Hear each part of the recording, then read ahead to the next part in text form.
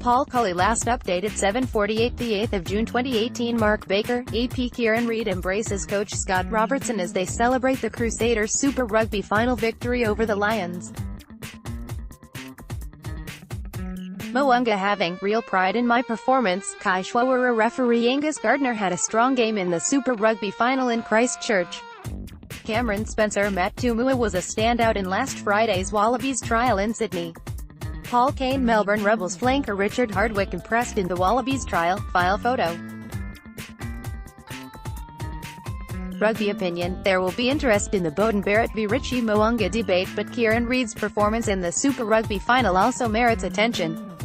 The All Blacks captain missed the June series against France, and while not yet at his absolute best, his work rate against the Lions showed he was trending in the right direction.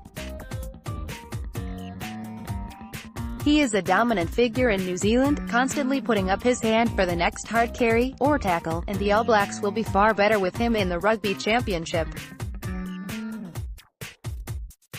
He epitomizes a particular kind of danger for the Wallabies, the ability of Kiwi forwards to play on the gain line with their soft hands and ability to square up defenders and get a short pass away. They are brilliant at it. Redmore, Noller, Crusaders do the hard yards, Mo'unga drives this Rolls-Royce, Crusaders win back-to-back titles, Crusaders loaded for 2019, player ratings, Crusaders in the final, Whitelock hasn't forgotten tough times too, Mo'unga is the Rolls-Royce. The Lions brought plenty of determination to the final, and created plenty of opportunities. In fact, if you had swapped the respective No 10s, Richie Mo'unga and Elton Jantjies, they may have won. All Blacks coach Steve Hansen's comment that Mo'unga was playing behind the Rolls-Royce pack was designed to support Beauden Barrett, but Mo'unga showed that is only half the story. Add feedback. He has now been the best player on the field in 3 of the past 4 finals he has played, 2 Super Rugby, 2 NPC, and caused the All Blacks problems behind a Barbarians pack last year. 3.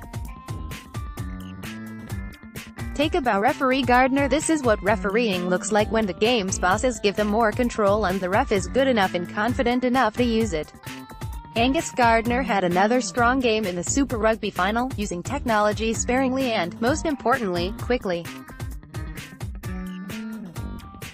If there was no obvious evidence to overrule his on-field decision, then play on. The Australian has established himself as the best in the Southern Hemisphere and maybe the world's best if he continues to develop. He wanted not to be noticed in the decider. Well, he was, but in the right way.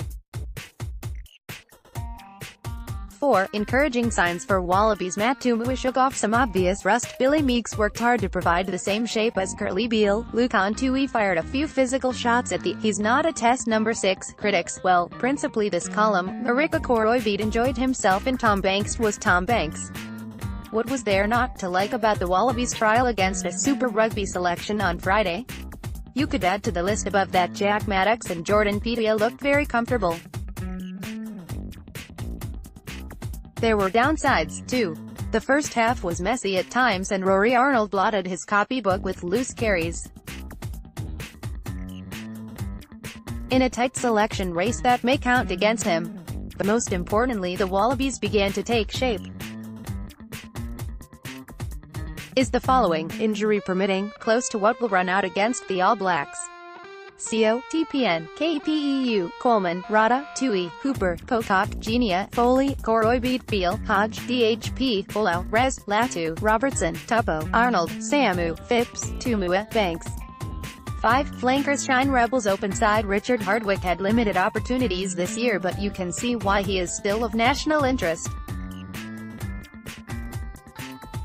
He's tough, powerful over the ball and quick. He showed great speed to score a first-half try against the Wallabies.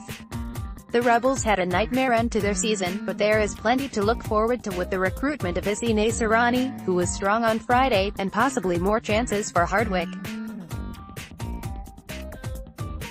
He's a test footballer. When you look at the trouble the likes of England have picking a number 7, it's a reminder of where Australia is blessed. Stuff.